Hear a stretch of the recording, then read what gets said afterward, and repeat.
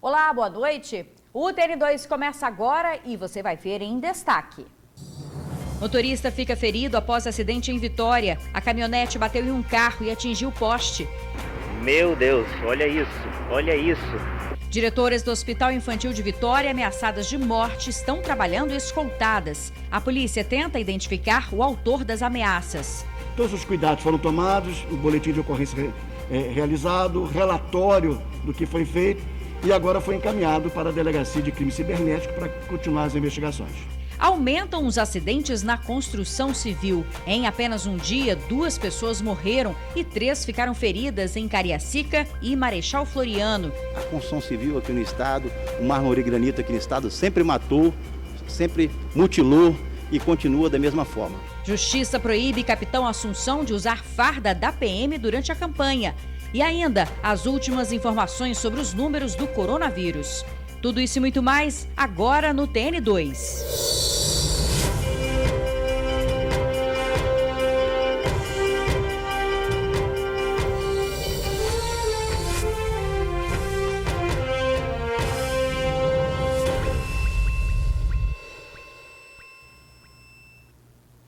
Olha só como ficou a caminhonete após um acidente na Avenida Beira-Mar, em Vitória. O motorista afirma que foi fechado por outro veículo. Ele bateu em 2 carros e depois atingiu o poste. Os veículos ficaram praticamente destruídos.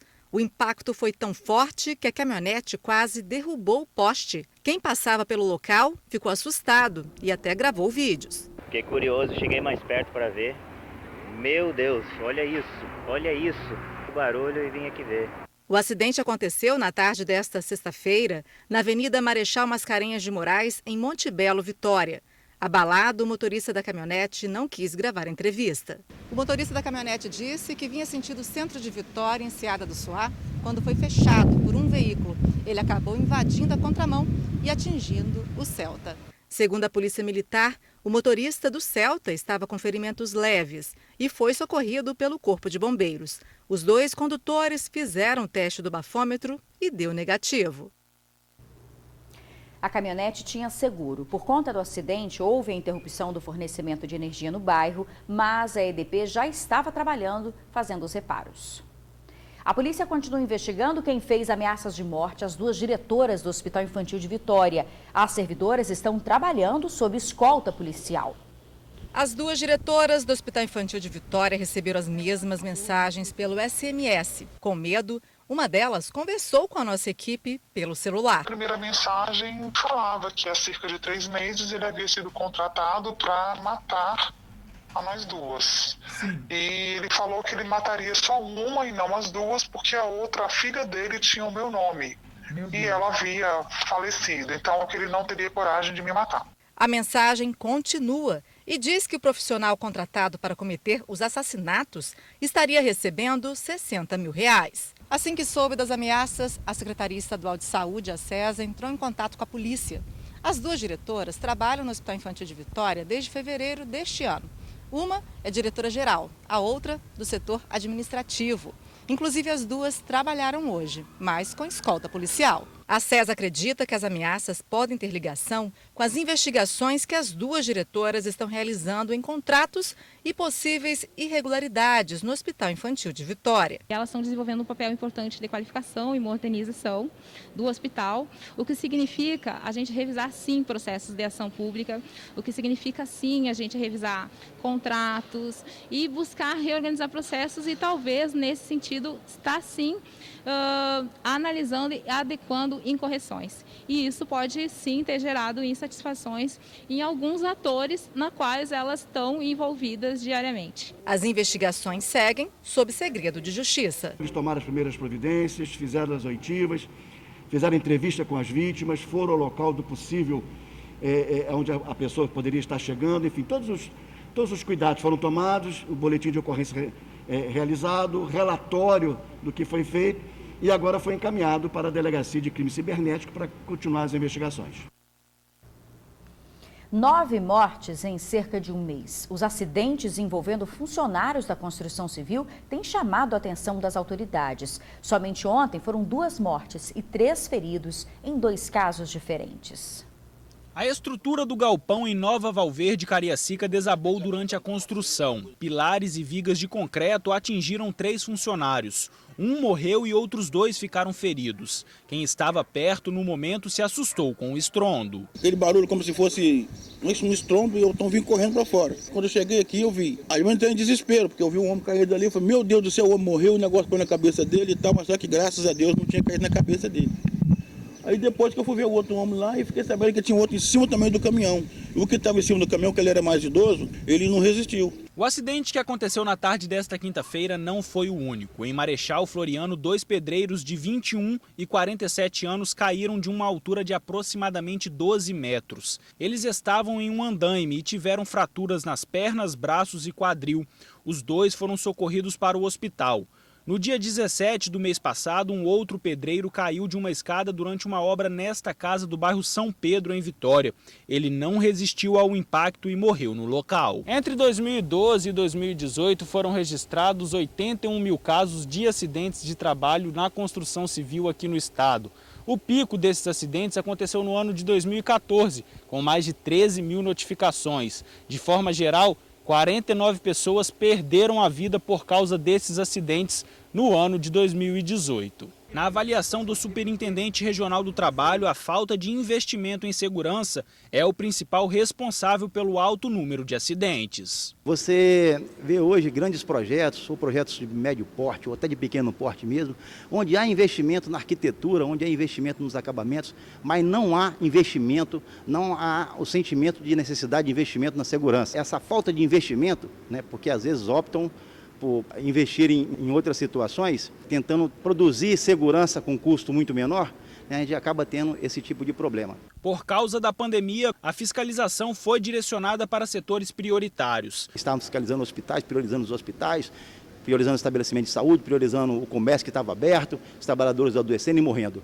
Mas agora o número de mortes volta a assustar. De acordo com o superintendente, em setembro e outubro já são 9 vidas perdidas. A construção civil aqui no estado, o mármore e granito aqui no estado sempre matou, sempre mutilou e continua da mesma forma. O que a gente precisa mesmo é de investimento, é de reconhecimento que o trabalho só pode ser realizado em condições seguras e saudáveis.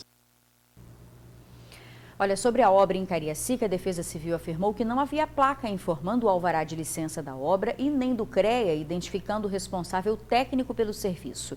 O dono do terreno ainda não foi localizado, mas será multado e responsabilizado por todos os danos causados aos vizinhos. A obra foi isolada. A polícia identificou o suspeito de fazer ameaças ao secretário de Segurança do Estado. É um adolescente de 17 anos que, segundo a família, tem problemas mentais. Ele usou um perfil falso para mandar as mensagens. O delegado Breno Andrade, da Delegacia de Crimes Cibernéticos, cumpriu o mandado ontem de busca e apreensão na casa da pessoa que fez ameaças ao secretário de Segurança Pública, Alexandre Ramalho, e aos moradores do bairro Piedade, em Vitória.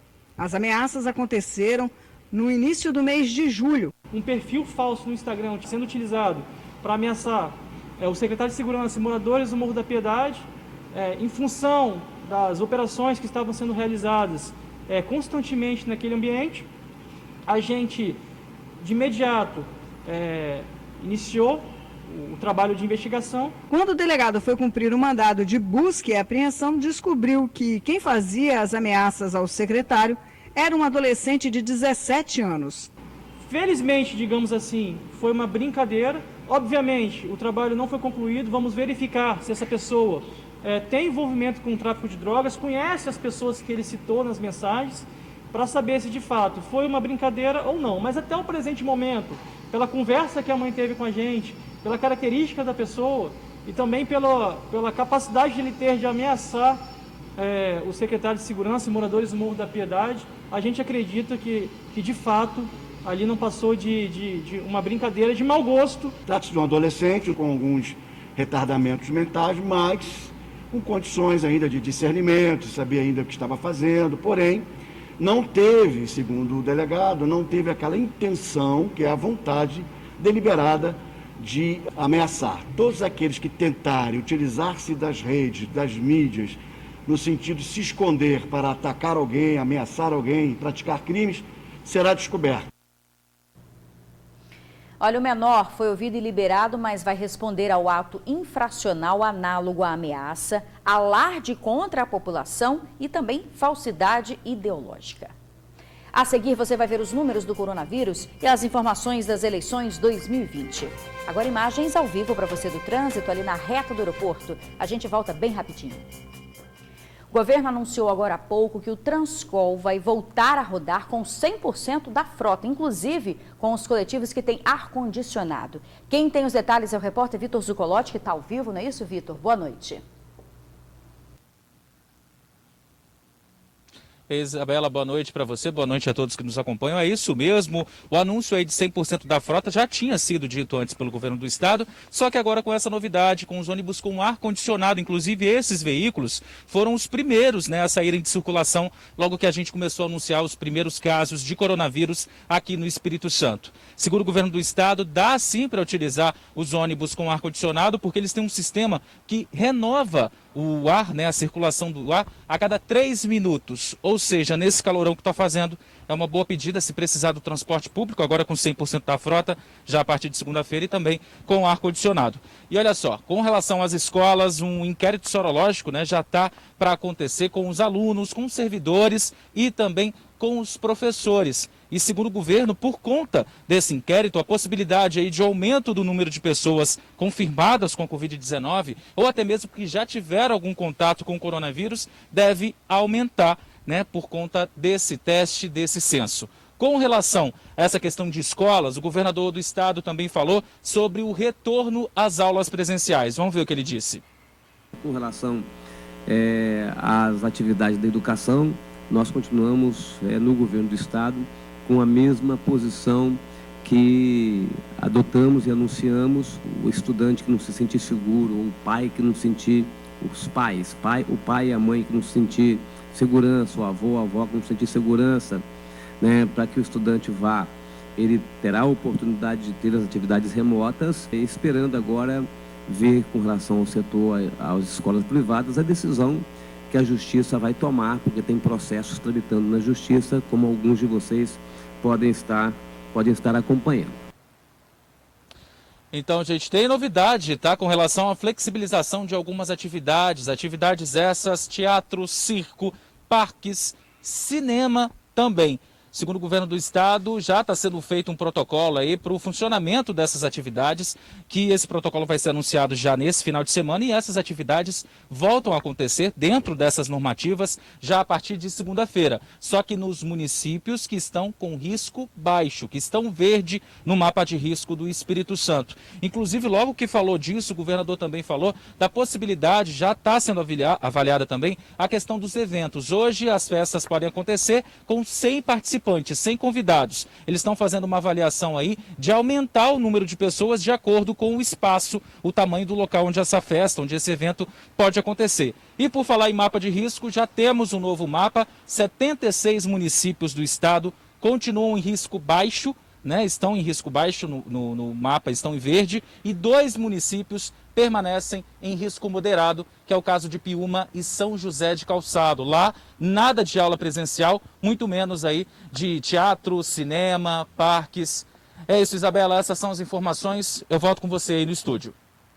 Obrigada, Vitor. Vou te pedir para segurar ao vivo aí mais um pouquinho, que a gente tem informações quentíssimas. Já vou te pedir para terminar de apurar e voltar, ok? Olha, gente, sobre as aulas, a Justiça atendeu o pedido da Procuradoria-Geral do Estado. As aulas na rede particular podem voltar na segunda-feira. A Procuradoria entrou na Justiça após o Sindicato dos Professores do Estado pedir a suspensão das aulas. Então, pela nova decisão judicial que saiu há pouco, as escolas particulares podem sim retornar com as aulas presenciais no dia 5 de outubro. Hora de atualizar agora os dados do painel Covid. Em 24 horas, gente, o estado registrou 13 mortes e 675 novos casos. Temos hoje aqui pelo painel Covid 133.025 casos confirmados. O número de óbitos é de 3.564 e o número de curados é de 122.306. De ontem para hoje, foram quase 800 curados.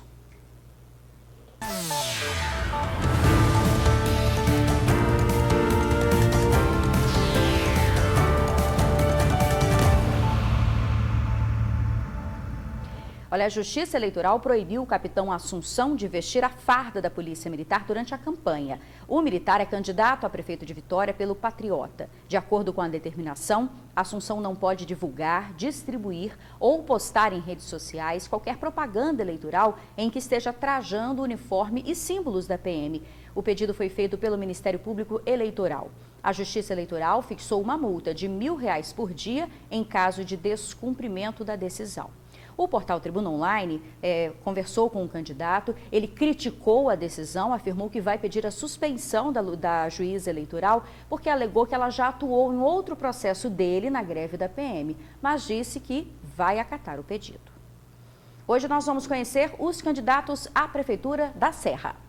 Os candidatos à Prefeitura da Serra são Alexandre Chambinho, do PL, Bruno Lamas, PSB, Eben Lúcio de Moraes, PCdoB, Fábio Duarte, Rede, Gracimere Gaviorno, PSC, Luciana Malini, PP, Márcio Greike, MDB, Sérgio Vidigal, PDT e Vandinho Leite, PSDB. Agora a gente faz um rápido intervalo. Na volta, novas informações sobre a chacina na região de Santo Antônio. Agora imagens do trânsito para você na Avenida Beira Mar. Nós já voltamos. Foi preso um suspeito de participar da chacina que aconteceu na região de Santo Antônio, em Vitória. Quem tem mais detalhes ao vivo é o repórter Vitor Zucolotti. Volto com você, Vitor.